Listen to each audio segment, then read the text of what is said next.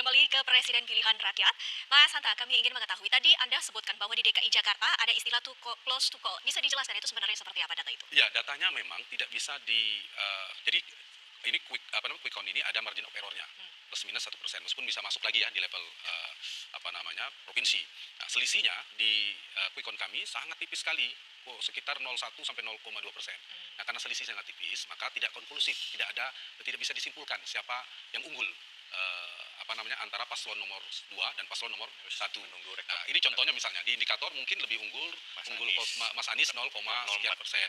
Di poltreking unggulnya Pak Prabowo juga 0, sekian persen. Ini bisa tertukar atau pemenangnya belum bisa kita prediksi. Yang kita tunggu, kita serahkan kepada KPU nanti yang real count yang itu nanti akan ketahuan siapa pemenangnya. Jadi Jakarta memang sudah diprediksi ya, itu kekuatannya sama, Mas Anies kuat di sana, Pak Prabowo dan Pak Jokowi gabungan juga dulu di Jakarta, itu juga punya basis massa. Jadi imbang khusus di Jakarta. Tapi kalau Aceh itu sudah bisa diprediksi pemenangnya adalah Anies Mohaimin, di Sumbar juga pemenangnya Anies Mohaimin.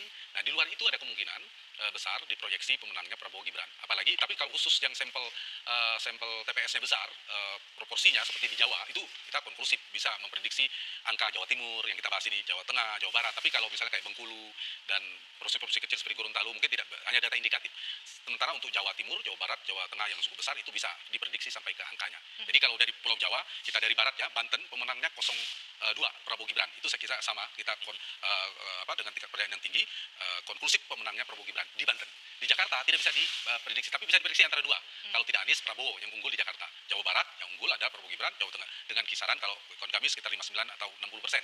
Di Jawa Tengah itu juga konklusif karena proporsi sampelnya besar, kisaran di atas 50%, mungkin 52-53%. Prabowo Gibran yang unggul, di Jawa Timur juga Prabowo Gibran yang unggul, sekitar 64, 65 atau 65%.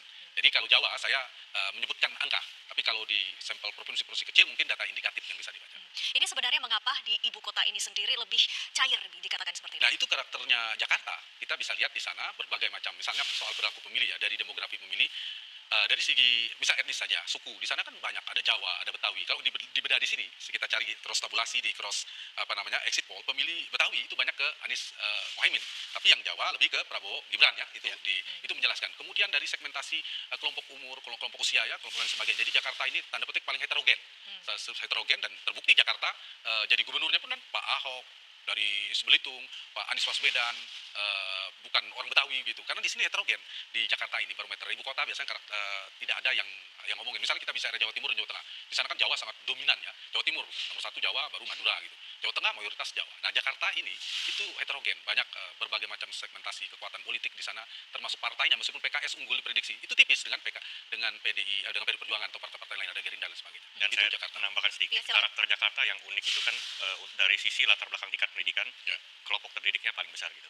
Dan untuk konteks Pilpres kali ini, selain karena Pak Anies merupakan mantan gubernur Jakarta, Ya. dan dia juga punya basis pendukung, baik itu dari terutama di Jakarta Selatan dan Jakarta Timur gitu, maksudnya di mana itu merupakan basis dari PKS, partai pengusungnya. Tapi juga dari latar belakang pendidikan tinggi pemilih di Jakarta itu juga memang punya kecenderungan mendukung ke paslon nomor 1 itu berlaku secara umum seperti itu polanya gitu. Semakin tinggi tingkat pendidikan, potensi Satu. untuk memilih ke paslon nomor 1 semakin besar gitu. Oleh karena itu Jakarta sebagai provinsi yang memiliki jumlah penduduk dengan tingkat pendidikan yang tingginya juga lebih tebal daripada provinsi-provinsi lainnya juga itu membantu perolehan suara Pak Anies Baswedan sendiri. Adakah faktor lainnya misalkan selain dari faktor pendidikan ini?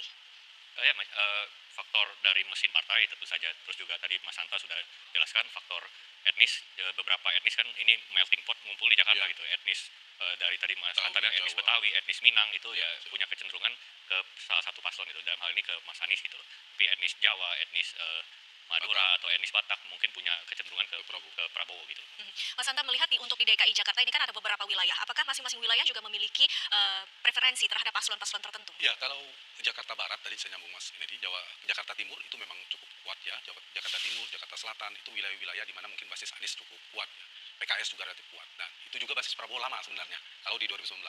Nah, sementara Jakarta Barat, meskipun tidak semua ya, ini kita ngomong lebih banyaknya. Jakarta Utara sebagian, Jakarta Utara, Jakarta Barat itu lumayan di wilayah Pak Jokowi di situ. Nah, tadinya di sini Mas Ganjar nih. Kalau survei kita 4 bulan, 5 bulan, 6 bulan yang lalu. Tapi begitu sudah mendekat itu bergeser ke Pak Prabowo. Tadinya Mas Ganjar cukup kuat di Jakarta. Nah, bergeser ke Prabowo ketika wakilnya Pak Prabowo sudah Mas Gibran, ada faktor Pak Jokowi Jokowi, maka basis-basis Jakarta yang tadi ke Pak Jokowi, dan jangan lupa Anies Baswedan, Mas Anies adalah mantan gubernur Jakarta. Betul. Sebelum Mas Anies siapa gubernurnya? Pak Ahok ya. Tapi Pak Ahok kan nyambung Pak Jokowi. Betul. Jangan lupa gubernurnya Pak Jokowi. Jadi ada basis Anies kalau kita bicara gubernur, basis Anies ada basis Pak Jokowi juga. Nah, Jokowi itu di Jakarta Utara, di Jakarta Timur juga relatif kuat. Jadi memang ada karakteristik yang cukup heterogen di Jakarta itu untuk menjelaskan Jakarta tidak terlalu homogen, misalnya dikuasai satu segmentasi saja, termasuk tadi soal pendidikan dari sisi pendapatan dan sebagainya. Jadi itu untuk menjelaskan Jakarta. Mas Kennedy, untuk di wilayah Jakarta ini sendiri, seberapa pengaruhnya untuk suara DKI Jakarta terhadap total dari perolehan suara? Kalau tidak salah DKI Jakarta itu sekitar 4,4% dari total pemilih gitu. Tapi bagaimanapun juga Jakarta tetap penting kan sebagai barometer, karena bagaimanapun Jakarta pusat media gitu. Apa yang menjadi isu itu kan media-media cenderung media level nasional cenderung ngumpul di Jakarta. Jadi apa yang menjadi isu dan juga jangan lupa elit politik, elit bisnis pun juga berlokasi di Jakarta gitu. Jadi apa yang menjadi isu di ibu kota tentu itu juga menyebar isunya ke daerah lainnya gitu. Itu mengapa Jakarta sangat penting meskipun secara kuantitatif angka pemilih Jakarta hanya 4,an%, tapi efek elektoralnya tentu lebih di atas itu.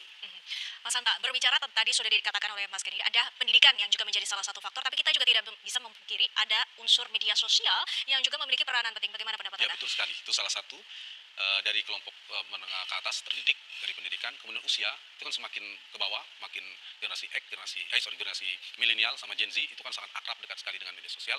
Jadi pengaruh media sosial semakin kota semakin besar. Apalagi sekarang misalnya TikTok, dan itu kalau diperiksa pengaruhnya kan cukup tinggi ya, besar ya, serangan udara dalam treatment udara itu di kota-kota besar sangat berpengaruh. Nah, mungkin kalau canvassing door to door itu mungkin wilayah-wilayah agak pinggir dan seterusnya serangan darat yang dilakukan. Nah, untuk menjelaskan Jakarta, saya kira itu cepat sekali pergerakan isu. Tadi ada medianya cepat sekali, media sosial sangat cepat. Jadi sangat dinamis lah. Kira-kira Jakarta sebagai ibu kota tentu ya paling dinamis. Nah, karena paling dinamis ditambah di sini juga ada pengaruh yang sama kuatnya, ada Pak Anies yang mantan gubernur, kemudian Pak Jokowi juga mantan gubernur, presiden sedang menjabat, Pak Prabowo juga punya basis. Jadi keras pertarungannya di sini.